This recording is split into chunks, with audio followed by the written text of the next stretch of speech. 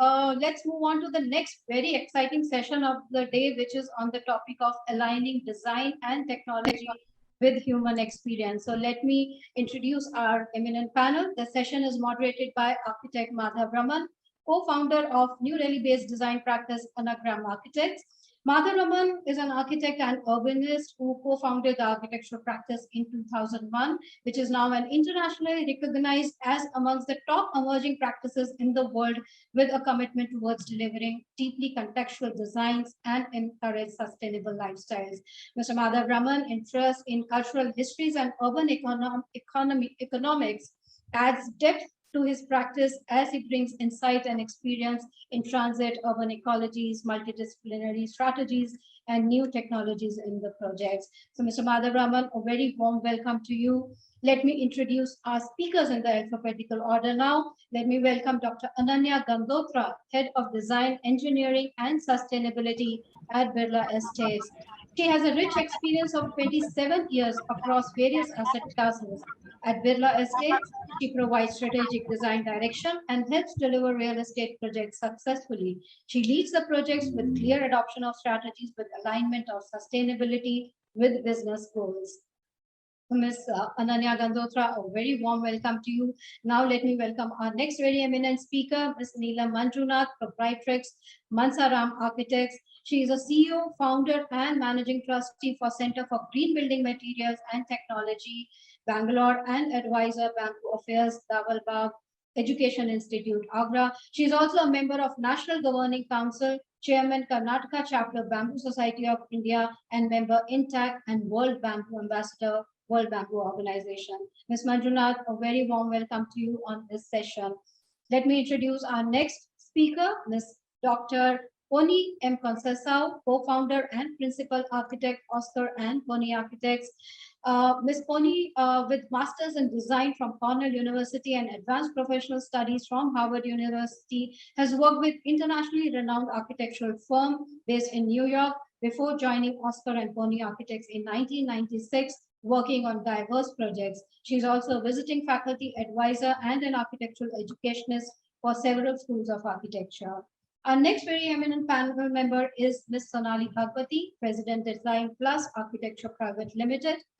Ms. Sonali Bhagwati graduated with a degree in architecture from CEPT, Ahmedabad, and has trained with architect Bernard Cohen as recipient of scholarship from Le Institut Francaise d'Architecture. She has been a member of the Delhi Conservation Society and is the member of Delhi Urban Heritage Foundation. She has served 2 successful terms as a member of Delhi Urban Arts Commission and has served on Committee of Experts by Ministry of Environment to evaluate mining in the Aravalli Hills. Ms. Bhagwati, a warm welcome to you. Let me now introduce our next speaker, Ms. Sheetal, Managing Partner, Aeon Design and Development. In the profession since 1998, Ms. Sheetal has successfully designed and completed IT parks, corporate offices, hospitals, integrated mixed-use developments, hotels, and green residential estates. Her impressive design works have been focused on balancing material and resource efficiency. Ms. Sheetal is also chairperson IGBC Delhi chapter and is a lead accredited professional. Our final panel member, let me introduce Ms. Sudeshna Mukhopadhyay, Vice President, Havells India Limited. Ms. Mukhopadhyay has over 34 years of extensive global leadership experience in lighting technology, application design, global project management, and user research, both in India and Asia Pacific region. She is member of various committees and author of code standards chapters in Bureau of Indian Standards, National Lighting Code, ISHRE, GRIHA, IGBC, and CII Energy Council. She is also a member of the CIETC 342, which is Internal Commission on Illumination Vienna, and a fellow of the Indian Society of Lighting Engineers. So this is our eminent panel for this session. I now hand it over to our moderator of the session, Architect Madhav Raman. Over to you now. Thank you so much, Sapna. I am unfortunately, I have just discovered that I don't think all of you are receiving my video feed. What I'm going to try and do is perhaps a little while later, once we get things started, I'll try logging in again and check on that. But it's perhaps for the better because we've got an extremely eminent panel with a lot of experience specifically in terms of leading practices, companies, firms that are really involved almost at like, at the cutting edge of being able to connect technology with that extremely ephemeral, extremely subjective notion of human experience. And so I think, Sapna, if you'd like to, if I may, what I would like to start with, since we've got such a wide, the topic itself is very wide and we've got a lot of depth of experience. So I thought I would kind of cut a transect through it by requesting our panelists to kind of give us their introductory opening remarks. And then I'll try and build the conversation from there. You will have to excuse me in case I drop out. I will be back shortly. This is just to try and fix my video feed. So if I could start with perhaps with Sonali. How are you doing, Sonali? Good to see you, even though you can't see me. Do unmute yourself. Yeah, done. Great to connect, Mother. Yeah, it's been a while. Online, maybe hopefully soon in person also. Indeed, I look forward to that. Yeah. So please do start. Introductory remarks, we'll go run through all the panelists and then we'll try and have this kind of take advantage of all your insights in one go. Please. Okay, so I'm Sonali Bhagwati, and I'm a practicing architect, and I think my take is that as an architect, as a designer, and as a responsible citizen, we all need to go way beyond our defined scope of work, our defined and perceived worlds, step out and really look at the world at large, our cities at large, our communities at large, and really see what we can do, because there is just so many issues that we need to tackle. And I think we as designers and architects are very well equipped to contribute very meaningfully. And I think that is somewhere where I feel as a professional, we need to go towards. Yeah. Hi, this is architect Punni Oscar from the firm of Oscar and Punni Architects. My take on, aligning human experience with design and the technologies that enable this human experience is in critical mode. We live in the pandemic times where design has ever been more challenging. And as you know, change is the order of the universe. We at Oscar and Punni Architects view the fact that we ultimately design for the end user. And therefore, the human experience of the end user holds a great priority in our design processes and design methodology. And we also live in the challenging COVID era, which demands that technology is one of the main driving factors of how design is prescribed, transformed, and executed on site. Therefore, I think that Sonali is right. We'll all have to step out of our frames of just being designers, but look at the community in a holistic way and try to use every bit of technology available to create human experiences that are going to enable our end users and clients to live in a more livable, a more wellness-oriented environment. Thank you. Yep. Ms. Sheetal, if we can have your opening remarks. Your mother is right here back with us now. Sorry, I'm so sorry. Hello, everyone. Nice to connect here. I am Sheetal. I'm the managing partner of Yon Design Development and Architecture and Interior Design Practice. I'm also the chairperson of the Indian Green Building Council. We've been, trying to push this green building movement forward. And we've designed a couple of, energy efficient buildings and high performance buildings. We designed Shunya.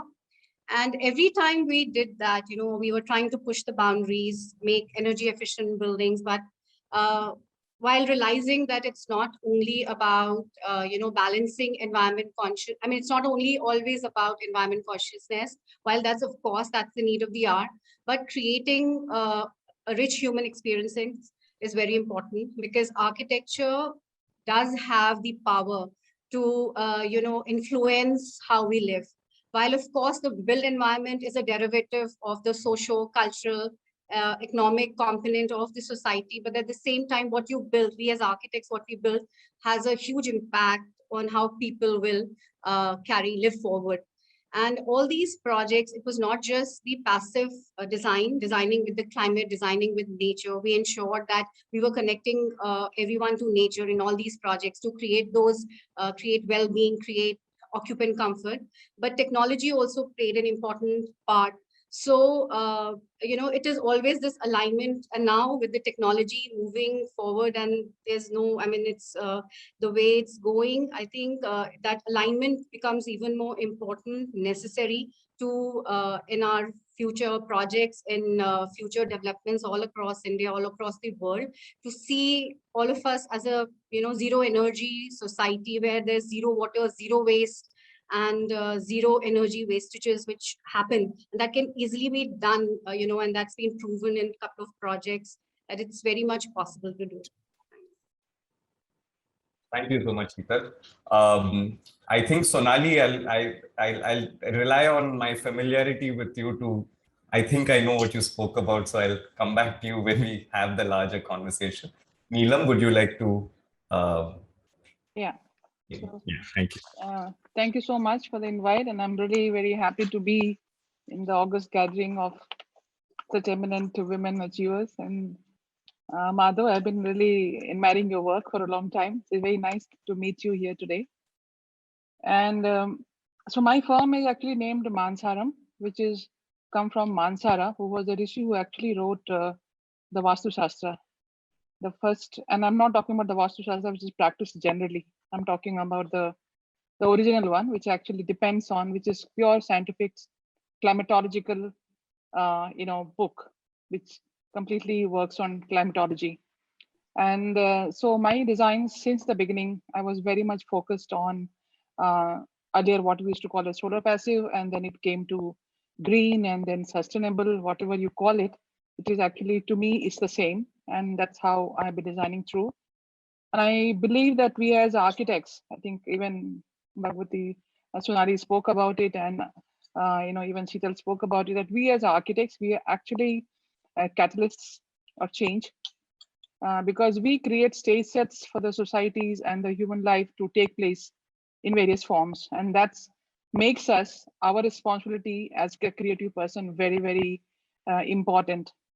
So most of the time we have to be balancing creativity and responsibility on our two hands, and try to see some of them would like you to be more creative, and some will be more responsible. And both of it actually comes from two sides of the brain, one from the right side and one from the left side. So how you balance that is what is the outcome of your design. Coming to the topic today, I think COVID has certainly shown us that we cannot do without technology. And this is another fundamental requirement other than roti, kapda, and makan. It definitely is there. So we do not need to take it seriously. We do need to take it quite seriously in our design exercises. And I have a few takes which I would like to just put it here. That I would rather have this, when you talk about human experience, I would also talk about urban and rural experience, because I have been through my design since the beginning. I have been working through what we call as ruralization in my office. And though the word has been coined today, but I have been working on it for pretty long. So along with urban, I would also call as urban and rural both to be taken into account. And so we could actually talk about habitat design rather than having it the other way. And in detail, I think as and when I think Madhu was speaking about it, but just a few points. Urban mobility especially can be definitely made inclusive with technology interventions, as we have talked about, for especially able people, elderly. We saw that in the COVID time. And services, if they are provided online, definitely the traffic can be drastically reduced. We can have the carbon emissions much lesser. We can have less use of private cars required if these are the things. And urban safety is a major issue which really needs to be taken care. We all know about that. And that can be really solved through these technology interventions. I think with all the other things, I think we'll go as Madhav, we have our talks. I would stop here and I think we will go further. Thank you so much, Neelam, also for your kind words. Ponni, you've kind of run a fairly wide practice out of Chennai. I'm currently in Chennai, in your town. Oh, okay. And so therefore, by technology, we're connecting online while we are in the same place. So why don't you give us a little bit of an introduction of how your practice has navigated through technology? Okay. Our practice is about 25 years old now. And from day one, after we came out of the US, we studied and then practiced for a while there and then came on to India. We have always been digital in our practice. And we've always used, software that enhances two issues in building construction. One is time and the other is money. And of course, the most important factor is, creating the best of spaces for our clients. So in our practice, currently, we use a lot of software, particularly BIM, that is building information modeling, building performance modeling, terrain modeling. We're also playing with augmented reality. Photorealism has always been part and parcel of how we present ideas to clients. And of course, there's an entire gamut of other secondary, software like AutoCAD, which is a staple of every firm right now, world over. And what we have found is that these softwares, today clients are very demanding, by the way. And because of the scale of our projects, we do projects in the private realm, in the government realm. And today government has become very, very IT savvy. They insist and demand on BIM, BPM, terrain modeling.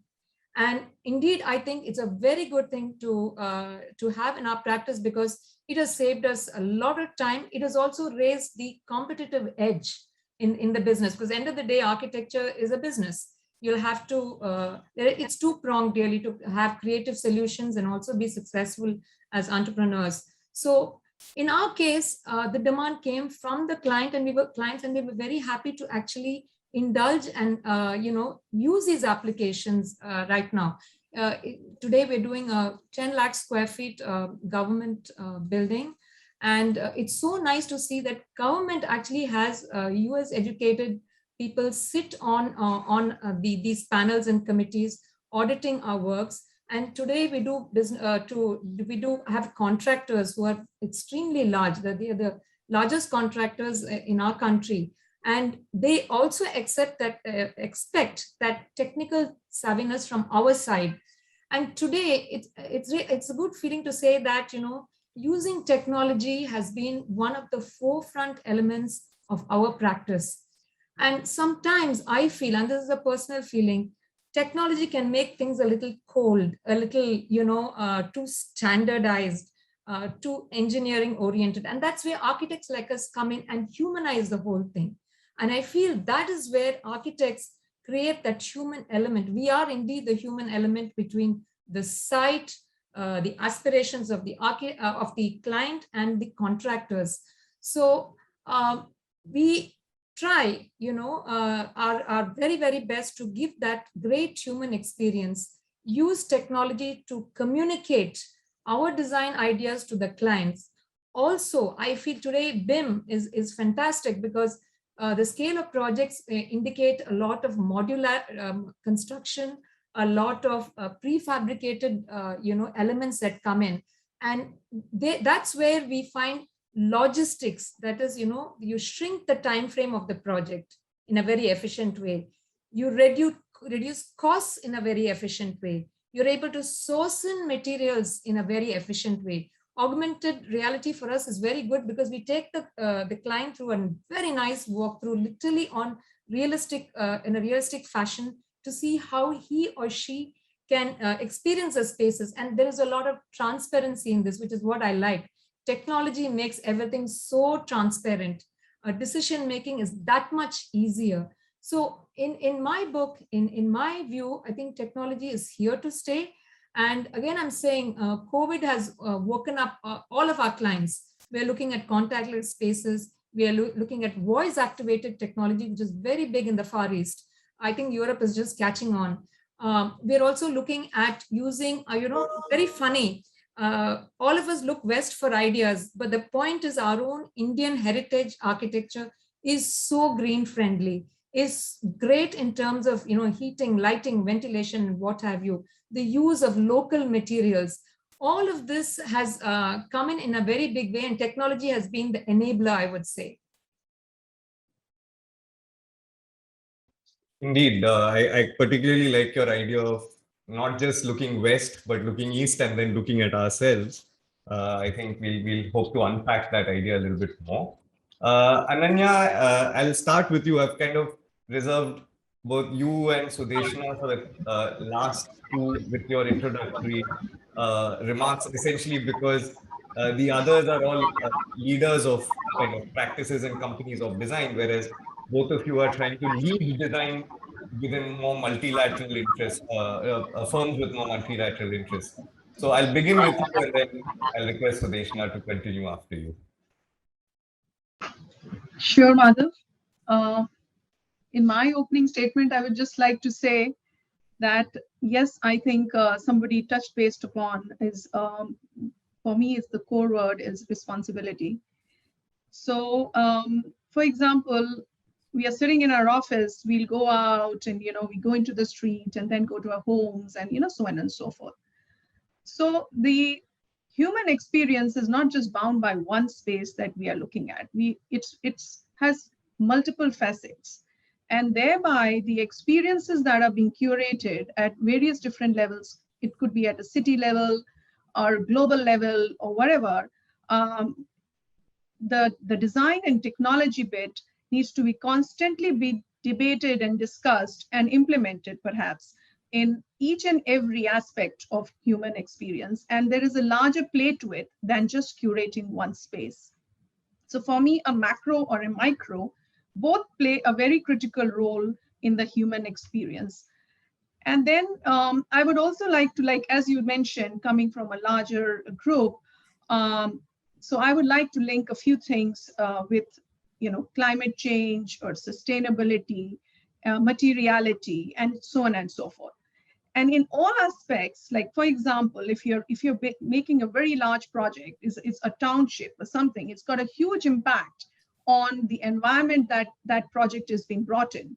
So all these various interfaces of design and technology, both has that leverage to the developer to be able to at least map, kind of collect all the data, do all the possible simulations, use technology to its extreme extent, to be able to enable him to have minimum impact on the environment in which they are planning to construct. You see, so for me, a human experience is critical, but a human experience with minimum impact on the environment is as important as curating a great human experience. So if you create a great one, but it has a huge impact on the surrounds, on culture, on well-being, and so natural resources, or so and so forth, to me, it might be a little bit of a failure. So it's important that we leverage technology to create that kind of understanding, whether be it data analytics or simulation or looking at BIM. So for example, Pony just touched based on BIM. We are using BIM extensively and loads and loads of softwares we use. Now, how does BIM help us indirectly? Yes, of course, it creates a very easy platform for various different designers. And design is for me, not just architecture, it's also various forms of engineering that play their role in creating a building. To say, for example, clash-free, what does that happen? It happens that perhaps the amount of time and energy that has been spent on site or the labor, so there is an indirect carbon footprint. It sort of leans towards lean construction. So more and more we leverage technology, the better, more optimized our output would be. And I'm a big proponent that we should definitely encourage designers to exploit it. Of course, the last mile is the user interface. And that can only be got if you're talking to your customer, if you're interacting with them, and not everything you can get out of technology and machine learning and so on and so forth. Good. I'm glad you feel that we won't be replaced by robots soon. No, I think experience that we get by talking to a customer, I think that not necessarily you will be able to get a lot of data that you would have from loads of agencies that you would take in. Excellent. So Deshna, at Havells, do you have a sense of how technology will evolve for human experiences in the near future? Yeah, of course. I mean, let me talk about lighting first. And, I think probably I'm the non-architect in this very, very eminent panel. And, thank you for being here. But I deal with the subject, and I'm very glad that you've considered lighting as one of the, element to be in the space. Is all about human experience always, right? It was about vision, it was about mood, it was about ambience. But if you see the research which has gone in for the last 16, 17, and 20 years, 2 decades, let me put it that way. It is now very, very well established that lighting is a key enabler of human well-being because it controls our body rhythms, it controls our hormone secretion, and it controls the most important rhythm of our body, which is the sleep-wake cycle. So human to me is just not about people out over here. I'm also connecting the entire environment. So light energy affects us. It also affects the flora, the fauna, the birds over here. So the choosing the right lighting system, the spectrum, and that's where the technology comes in, is about creating a conducive lighting, not only thinking lighting as an element where you have to save energy, but really enhancing well-being for human and also for the nature, because we are talking about smart cities, right? We are talking about energy efficient lighting. It's important to know that how these lightings, LEDs, single spectrum light sources, how is it affecting the birds, how is it affecting the night sky. So technology here is, I'm looking at technology in 2 aspects, and Havells does that well. One is, how is lighting, advanced technology controlling the intensities of the lighting, controlling the spectrum of the lighting, so that as human and also the nightlife get exposed to the right spectrum, so that our sleep wake cycles are not disturbed, and that is the key element of well-being. It has been amply proved that diabetes, cardiac problems are resulted of bad sleep wake cycle, and lighting can help you to balance out there. And the second aspect is how we are embedding technology in our products, in the lighting design process itself, with simulation software itself. So there are 3 elements of technology out over here. And it's really exciting time in the lighting industry, because this entire platform for the user experience is going wireless. So while we were talking about, spectral tunable lighting or dimmable lighting, executing them were quite difficult because you needed very complex wiring and complex engineering. Today, everything is getting into the wireless platform. They can even be voice activated, right? You can give commands and the lights can change color, or you can synchronize your entire lighting in an office to the daylight movement of the location where you are building your office, right? So that the people who are indoors, who are spending 8 to 10 hours indoors, they are not in an unhealthy lighting situation, because now we are talking about 2 standards of lighting. One is a visual standard and the second is a biological standard. It's becoming very, very important. So if you really get into the well part of it, the biological standards of lighting is required, and technology is just seeped in. Technology is helping us to achieve the real potential of lighting and the real potential of artificial lighting in spaces, whether it is urban space design, whether it is indoor space design. Thank you. I think, like I predicted, I think we've cut through a large plethora of how we feel technology actually enters our own practices and then kind of, propagates through our projects into the end user's experience of what we are all involved in designing. So in order to kind of continue to extract more out of this conversation, I had actually proposed that we kind of look at it in terms of scale of space. I think, Ananya, you pointed out how it's critical to kind of understand human experience as transitioning through spaces. So I found I found that rather intriguing. And another very interesting thing that I seem all of you have touched upon is to understand the value in human experience for connect to nature. So it's quite interesting that something that is completely inorganic, it's technology as it's implemented is metal and silicon and wires and so on and so forth. But our attempts as architects and designers is to actually look at how that enables human beings to kind of occupy spaces like they belong to this planet rather than as if they are here to exploit the planet. I think that's a very insightful kind of common thread that seems to have run through all your introductory remarks. So to begin with, I think, and this is, I'd like Sonali, Ananya, actually all, because it's at that larger scale and all of your practices have tremendous experience in operating at a city level. But I had actually understood, when I started off my practice, technology as something that needed to be applied for us to be able to design better.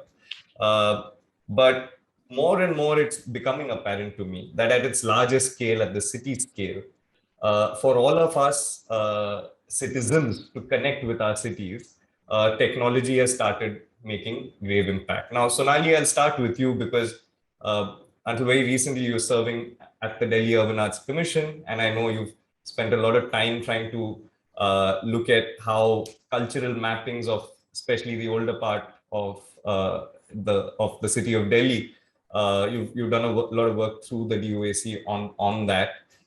So do you understand government and local governance and urban governance responding to technological innovation, specifically in the more intangible realms such as culture, which are not directly connectable with technology, well-being, do you see a response of this sort of approach to kind of take something that is very, very intangible like culture and try and map it? And does that in any way plug into better urban governance or identity making? Madhav, what I feel that if you look at our cities, our communities, our neighborhoods at large, in a holistic manner, there is actually I think the need to actually create a system to evaluate our situations is extremely important, which I don't think exists as a part of the government system. There are a lot of individuals, there are a lot of private and other organizations who decide to take these up on a suo moto basis.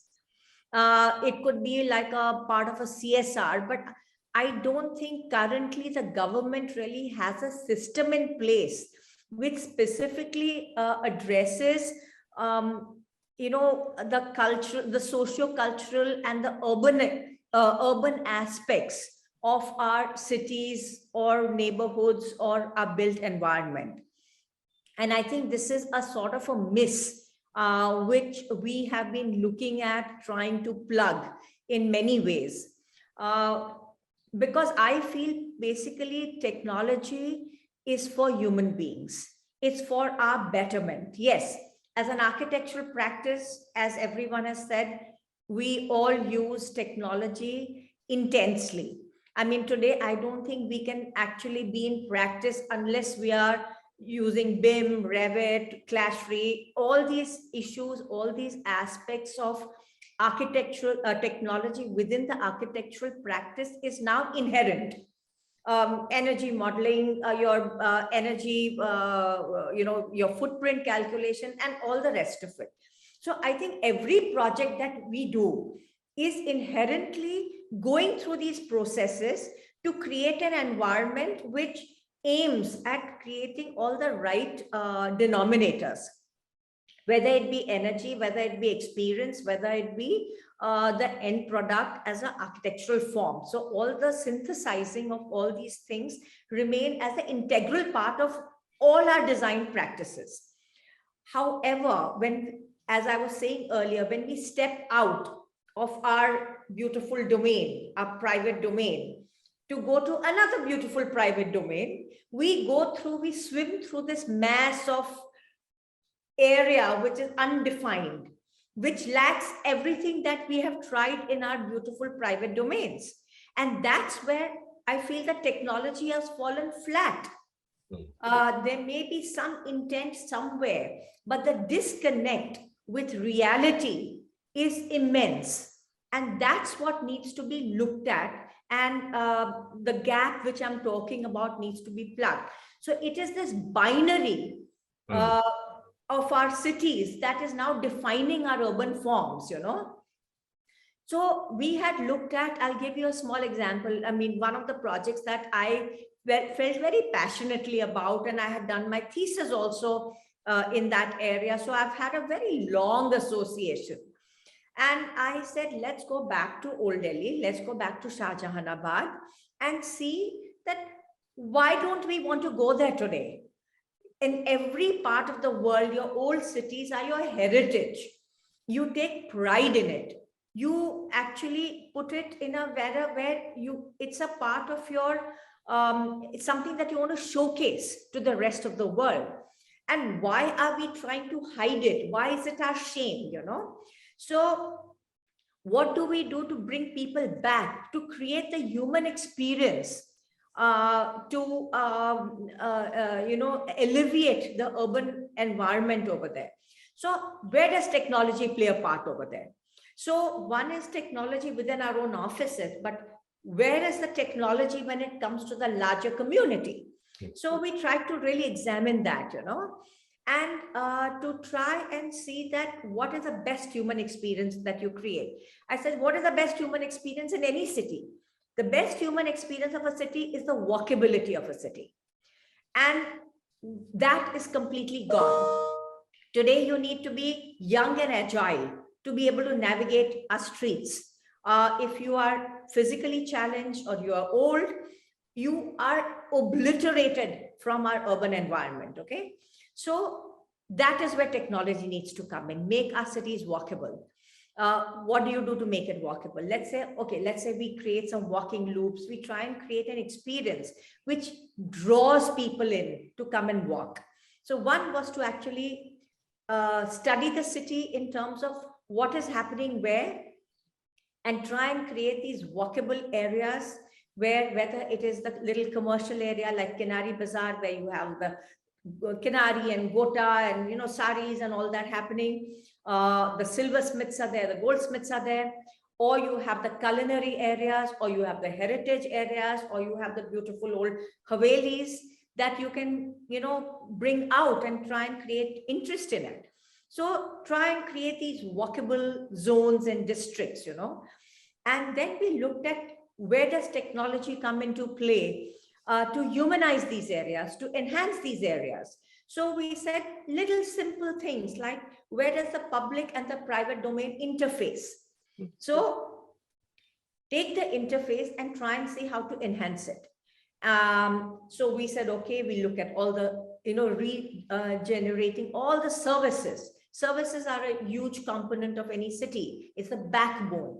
So try and look at creating the right inputs to redo the services. You try and create palettes. You try and restore some of the older elements. And you try and create a system which controls what you do on your facade and what you don't. Because I believe that when you own a piece of heritage, you got to be proud of it. There are rules and regulations that you need to be able to follow and keep within that, because that's, you're part of a system. So that's where technology comes in, to try and recreate a zone, whether it be lighting, which is very, very important, safety, security. You try and bring in technology to, you know, do your surfacing, your roads, your sewerage system, your all your systems that make the place livable. And that then creates an area that you would be wanting to go to. That's the technology that rejuvenates the area so that you can re-energize the economy Sure. Economy is re-energized, people make money. I'm going to jump in here because you said something very critical, and it's got to do with that interface between private and public. And uh, again, I'll go maybe back to Ananya very briefly on this, because as a kind of at Birla Estates, since you are creating sort of township level projects, and those are essentially projects that may or may not plug into a existing city level. I mean, Sonali correctly pointed out that actually we seem to be stumbling with technology at an urban scale, not necessarily within pockets, but in the pipelines between these pockets of technology. Do you see that as a challenge, or are most large developments, township level developments, trying to kind of insulate themselves from the vagaries of urban governments outside their estates as such? No, I think, Madhav, my first statement was about responsibility. So it depends upon who the developer is. It's how strong you are on your governance. And of course, you could, be very high on your environment and be fairly taking care about the social aspects of it. But it's largely depends upon your organization, how strong your governance is, how responsible you are to wherever you are going, and doing your development. For example, we are doing a development in a city near Mumbai called Kalyan, which has an issue of some amount of flooding. So although we could just restrain ourselves to our XYZ acres, we are definitely on a larger level really concerned about what is the reason, how can that be mitigated, use all the possible, GPS data, talk to the various different agencies outside. There are multiple people looking at it. But when you go and develop a property in a certain place, you definitely need to look outside of your own, built spaces, even if you might be just sort of selling it off, you might be, kind of getting out of the project after 5 years, 8 years, or whatever be the case, but you still remain as a very responsible person towards the environment. So that is one of the things that I feel that good developers are not just restraining themselves to looking after their own, stakeholders or customers, but also for us, yes, the stakeholders is the environment, around the project. So that's very important. Also, we map very strongly, on the material aspects of it. Like, for example, all of our projects, we aim at being at least gold pre-certified. Some of our projects, we are looking at doing platinum rating. It's not just to say it's that tag, but there is a lot of things that you need to kind of take into being when you are pushing your project into a certain category. And what kind of materials you're getting. And we are very strongly looking at technology. I'll tell you small things like concrete, for example, how we can get more sustainable concrete for a project, constantly looking at the GGBS as a supplement, and to cement, and constantly do various different kind of engage with the outside agencies, be it vendors and so on and so forth, in creating better human experiences, but be more responsible. Because for me, this is it's a slow change, in the sense floods just are not happening overnight, or cities are warming up and all. There is a constant change which is happening across. Each and every project is becoming critical in their impact on the environment. So that is where I come from. The one little thing I would like to also enhance upon is the use of technology in various small aspects of a project. For it could be an elevator, it could be firefighting systems. We were just doing a short presentation yesterday where we talked about high-rise construction, human experience of the topmost floor, which we call it as acceleration. There could be a sense of giddiness. So those are the things, safety parameters, simulation. I was doing a project in Andamans, quite some time back, where we went to oceanology department, we did tsunami simulations. So safety, I think in buildings, we have a very high use of technology to create a safe human experience, for our owners or, our stakeholders. So this is it from my side, because I'm sure lots of speakers want to say Sure. their little bit. Sure. And in fact, that's a good segue for us to make. I will come to Neelam and try and understand alternate building materials and the kind of technology horizon on that, because it's usually considered craft and they're not considered necessarily technologized. But I'd be very interested in seeing if there is a new frontier there. But before we get to the materiality of a building, I found it quite interesting that both Ponni and even Sheetal, when you spoke about, these this sort of kind of zero carbon footprint being in some way the necessity of building modeling. A lot of us, when we try and visualize our concepts and try and kind of model them, it's very often it's considered, when architects do that, they do it purely on the criticality of form, but in performance in a building, with the kind of sensors we now have that give us the kind of granular data of usage that Ananya was talking about, is the elevator moving too fast, or am I actually picking up all the rainwater that I should be picking up and harvesting it? And really granular minutiae. Do you see that sort of digital twinning of our designs, where we are kind of making a really every aspect of it, from its material, lighting, performance, services? Sonali mentioned how critical the part of human comfort, human experience of architecture is based on our utilization of services. Where do you both see, and I request one of you to take the lead and the other one to follow up, where do you see that kind of critical edge or those sorts of gaps that we see in kind of converting this digital twin into really realizable, granular design data that we can use and tweak and further our design inputs? Go So, first. yes. Sorry. Okay. You can. Sheetal, why don't you start? Okay. Okay, So, sure. sorry.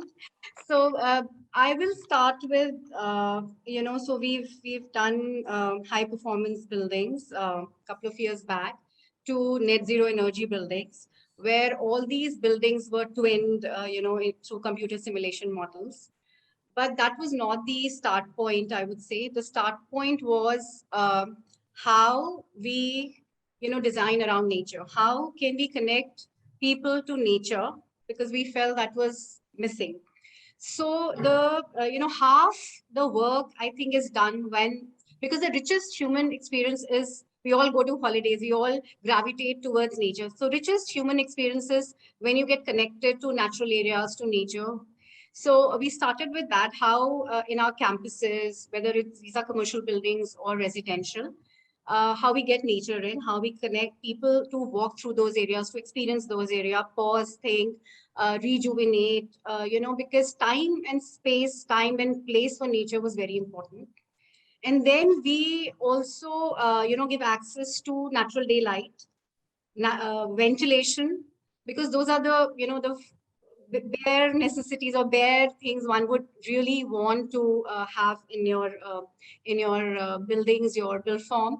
And then we use nature to do half our things, like, for example, trees to shade the social spaces which were created, so that if you give social spaces which are for our climate very hot, people will not use it. How we directed the wind, channelized the wind through water bodies, cooled the wind before it went to these social spaces or went through these built, forms. So how we channelize the wind, how we cool the winds through nature, through venture. And then we got in technology. Okay, let's get a jali or, other devices to actually further cool it, and then create courtyards or create spaces around that.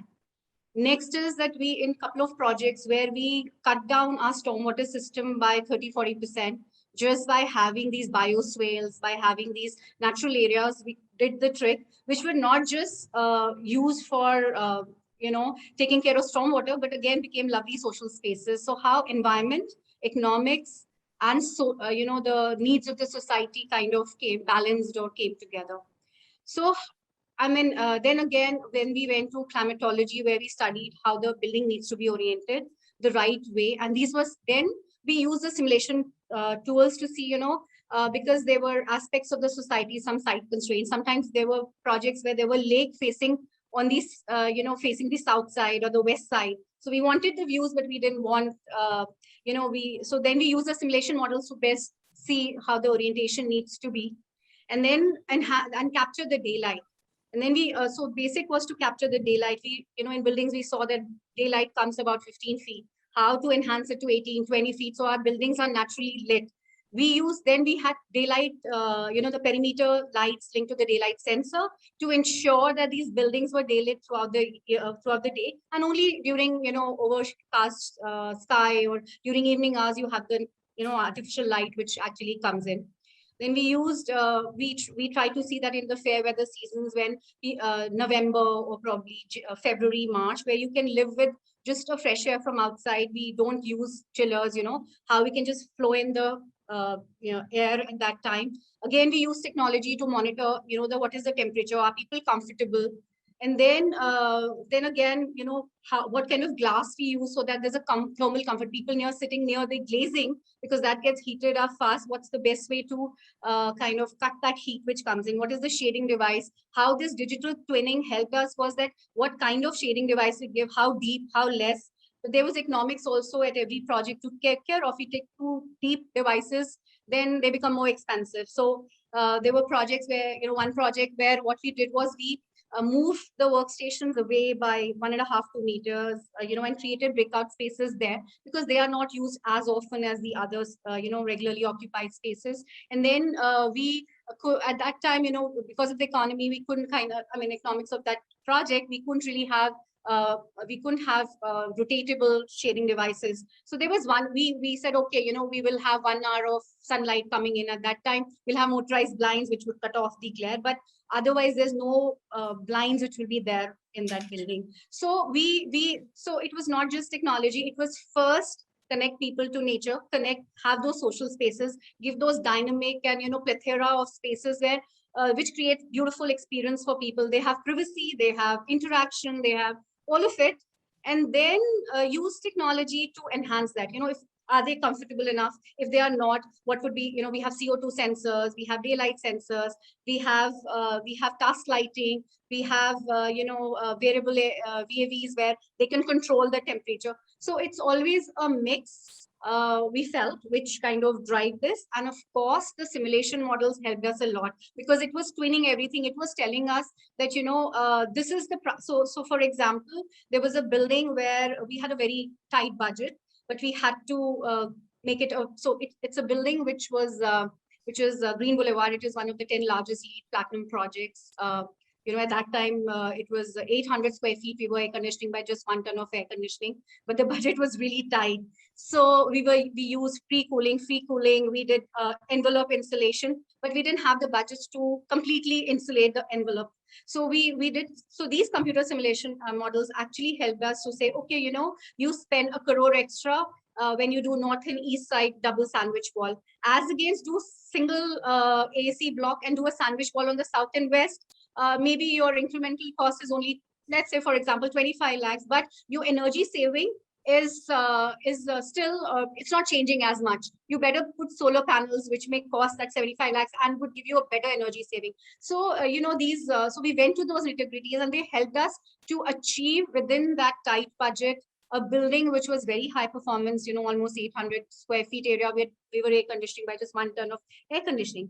But but more than that, like I said, it was connecting people to nature. So actually, there was National Geographic went and interviewed people, and they said that, they come to this campus earlier and they leave later, because they love when they come, they can really, rejuvenate, or they can leave their worries behind, because just the sound of water, chirping of birds, or even a person playing guitar in these social areas at the ground floor, which is we call as a public realm or a nature's walk, really helps to unwind. So that was, I think, a bigger reward for us overall than than anything else. And of course, it was an environment conscious building where every drop of water, even materials which came in, we made a modular building, so the wastages were down to 1%.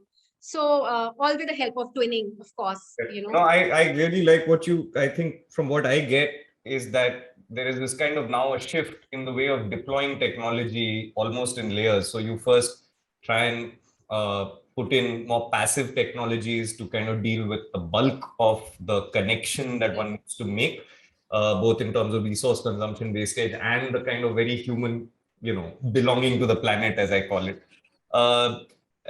And then to kind of build that so that the more active technologies, the ones where there are slightly more diverse, devices, there are slightly more pros and cons have to be measured a little bit more carefully.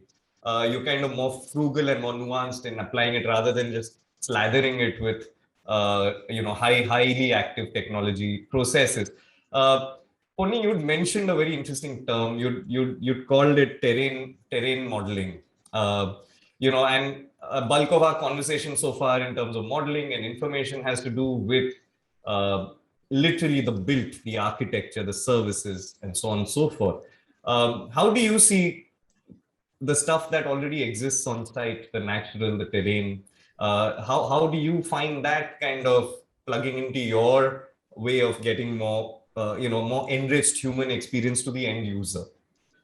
Okay, at Oscar and Ponni Architects, what we do is we focus on the human side or the human experience of how the end user would, feel in those spaces.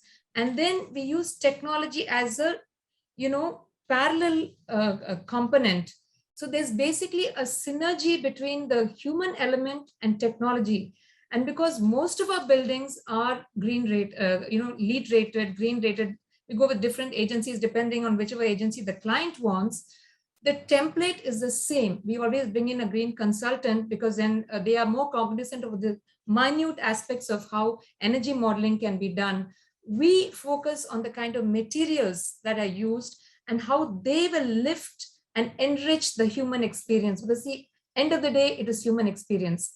And in Oscar and Ponni Architects, we use the nuances of Indian heritage design. We always make sure there is a courtyard. We make sure there is more daylighting, so that the more daylight that gets into the building brings down the energy bills. Of course, IBMS is very critical in all of our buildings. There is the integrated building management services, and we make sure that it is the cutting edge of technology. And again, our consultants and also the clients, it's always, we bring in the stakeholders right away at the beginning of a project. And like I said, BIM, BPM, terrain modeling, these are all systems that help us understand how the geography of the site interacts with the built form.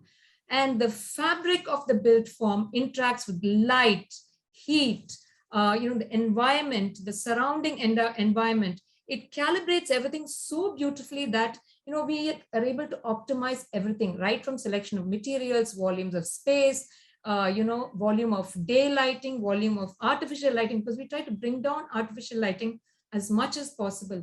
The issue of air conditioning, and I always feel that in courtyard buildings, we do very large campuses, and each academic core are split into maybe 1, 2, or even 3 courtyards.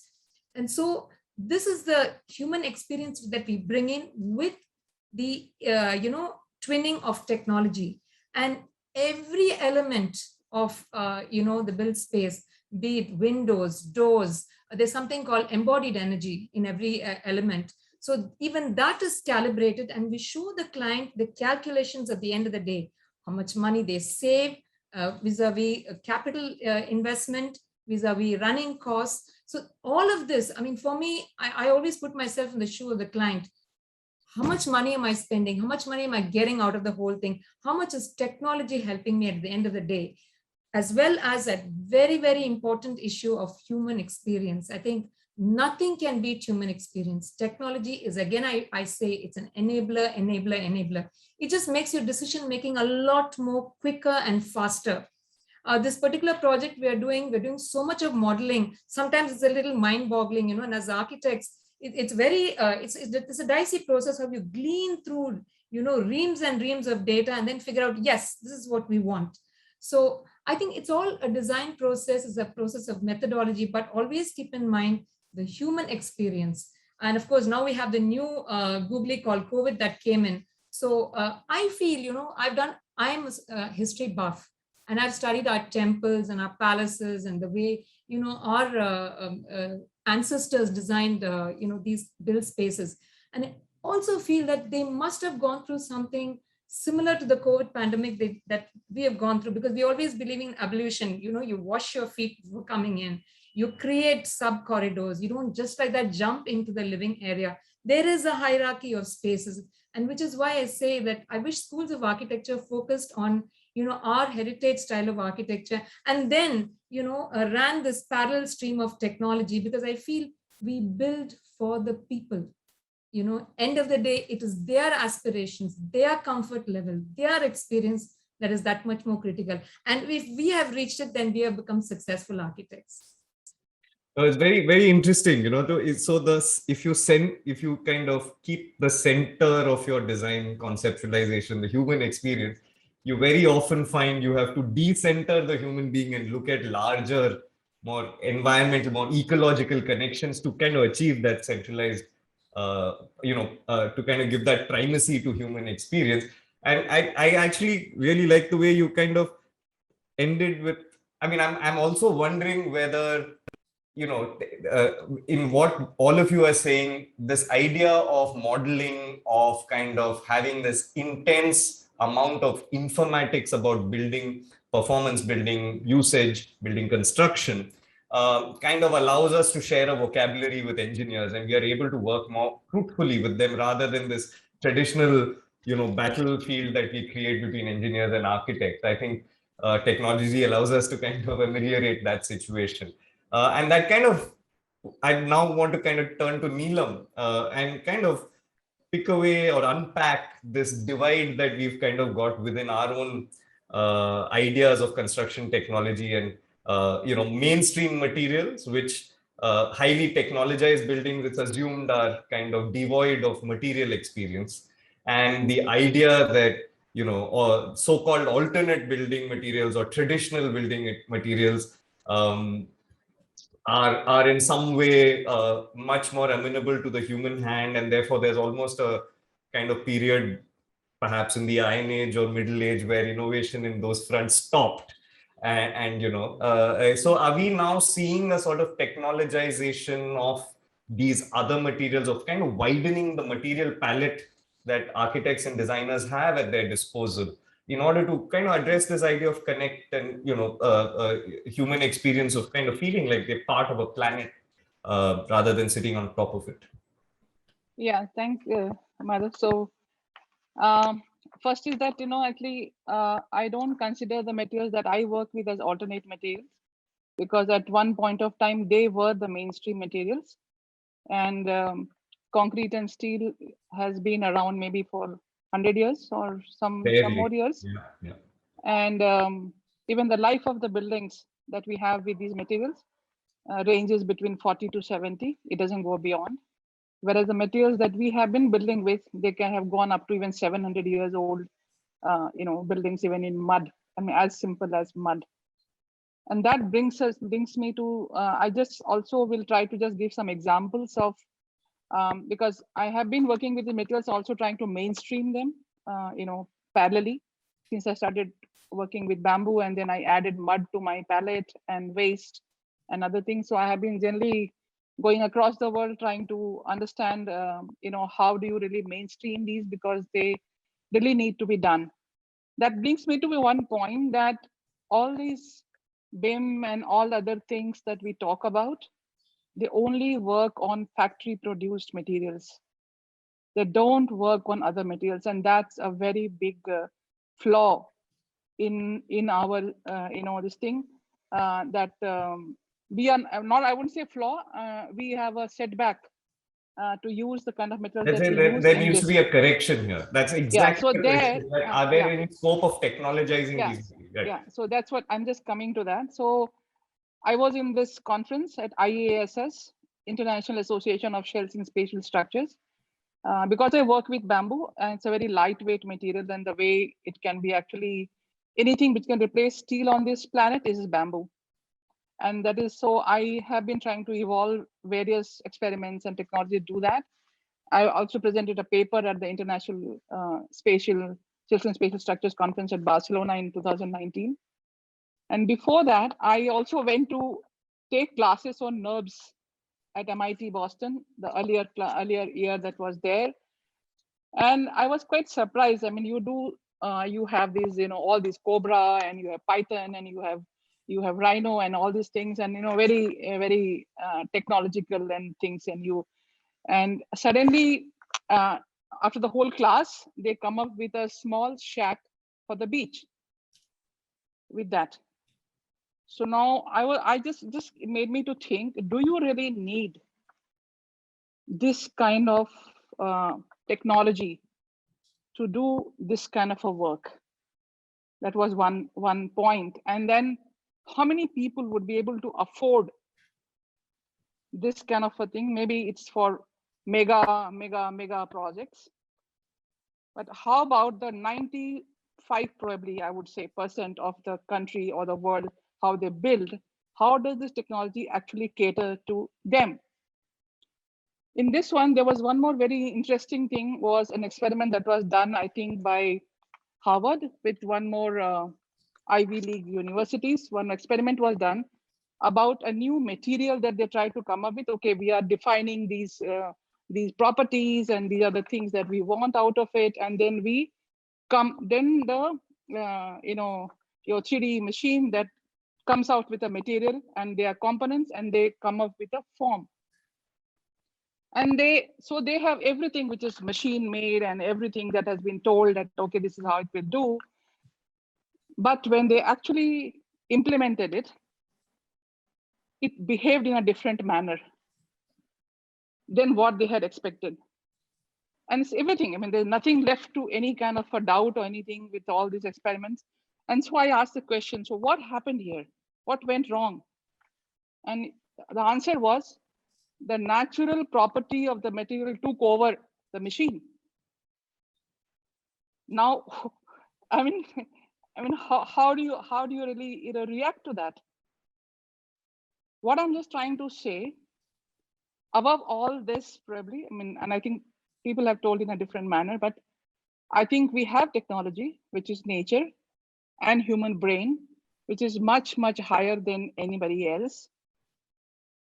And unless and until, as architects, if you know the property of a material, only then you can plug in the right, switch out there. But if you don't, and then somebody else, XYZ, does it, you could be absolutely off the mark. And this is something which is very, very, applicable in natural materials. In the same conference there, I was speaking to one guy, because they work in the US and all, they work with a lot of wood as a material. And they say there's a lot of, properties and things.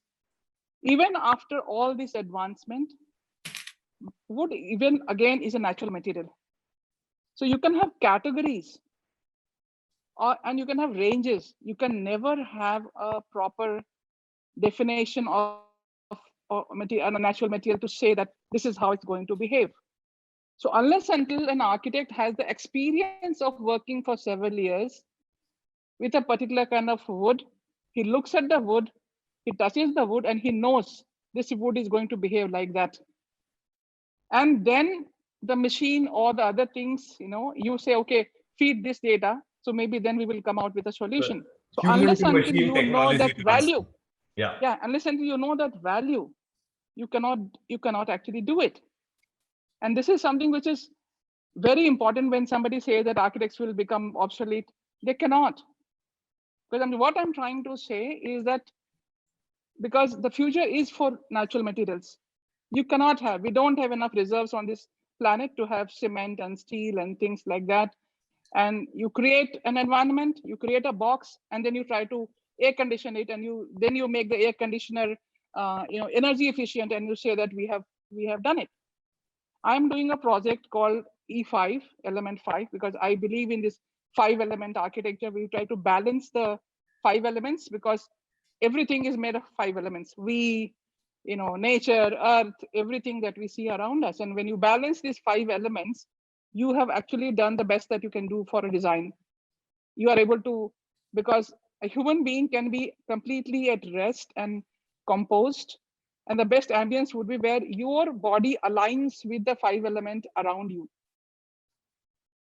And Mother, to how have would you- that, Mother, and- how and would to you have just that- sum up now, Miss So Manjunath? we are reaching I'm the the end last of our speaker. session. Yeah. I just have one question. Just given, I have to Let be- Neelam I will finish, have and to be she's allowed at a to very finish. interesting point, and I have a question that actually links up with both So- something with We have Sonali. next set of and- speakers waiting for us. I have a project which is platinum rated lead. I did no simulation at all. And this is about 100 residences, and it is made from CACB. And I tried to introduce as many technologies that we could have, but everything was on my own experience as an architect, where the window design would be there. So how will the ventilation will take place? How do you make a ventilation 170% more than the earlier ventilation? Because one window is not called ventilation unless until you have a window opposite in a different direction and a different angle. You cannot have a ventilation actually. So these are things which I incorporate from myself. We put it, and believe me, out of 100 points, I attempted for only 92 points, and we have 89 points out of that. Some points were deducted because mud was not considered as a waste, which actually have taken from the site, and it was not given points enough. Otherwise, we would have got 92 out of 92 without any simulation. But again, as I said, I'm not telling technology. So technology for human experience, I would say it is more for management, for the side of the brain, which is supposed to look at all these factors. So you, when everyone used to say CAD, computer aided design, no, it was never computer aided design. It was computer aided drafting.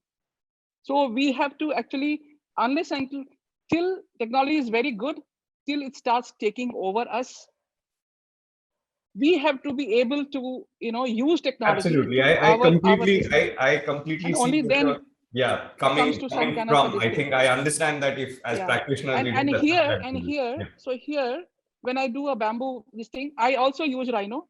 I also use Grasshopper to do this kind of a modeling. But let me tell you, across the world, the bamboo drawings and bamboo buildings that we are making, even today, there is not one structural engineer who is able to design a building with bamboo. Is the architects or the other people who have experience with bamboo, they do it. Structural engineers only analyze and tell you that you are within 2% or 3% of your this thing. They are still not able to design it. Fair enough. This is enough. the So perhaps situation Thanks, today. that's the way. We'll have to, Yes. we'll have to Please. close this pattern. Okay. So this is something where we need to do much more research, much more Yes. data. It needs to be put so that in future we are able to use materials. Right, Madhav, you'll like to close the panel with their last words on, about what we just heard. Architecture parameters. Madhav, we can't hear you. We had to have sociology, we had to have geology. Can you hear me now? Yes, yes.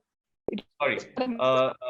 Sorry to cut you short, Neelam, and not on Krishna, yourself. That's the only difference. I really feel that there is an important lead off from what Neelam said and what you had mentioned in your introductory remarks of circadian rhythms and this idea. And I was hoping we could ask you about the sense of ambience and color and intensity of lighting and where you see that well-being, because I think Neelam is also referring to a sort of a elemental connect to well-being. So Sudeshna, so let's try and innovate now on the fly. And if there is a question of this nature that you want to put to the panel, otherwise I'll try and wrap it up and we can move on to the next session. I think we had a very good conversation about, how technology and design can work together. It needs to, go on, a kind of synergize with each other. And I think a lot of more, as Ms. Neela Manjunath said, more innovations can be done in terms of how we can bring more, unique materials, our heritage materials are materials that we had stopped using, which we had been using for thousands of years, and they can be brought on the technology platform. But all our speakers agree here that yes, technology is now a big part of design, and there have to be more synergies between the designers and the technologies. So thank you so much, everyone. We did not have enough time, and we really regret that. But we will be here again with you very soon with all our eminent panel members. Thank you so much, Ms. Poni Conceição. Thank you so much, Sudeshna, for joining here, Ms. Bhagwati being here with us today, and Sheetal for being part of this session. Dr. Ananya Gantotra, always a pleasure to have you here. And Ms. Neela Manjunath, we heard quite valuable takeaways from you. Thank you so much for being here with us. And thanks, Madhav, for bringing out the best from our speakers today. Thank you so much.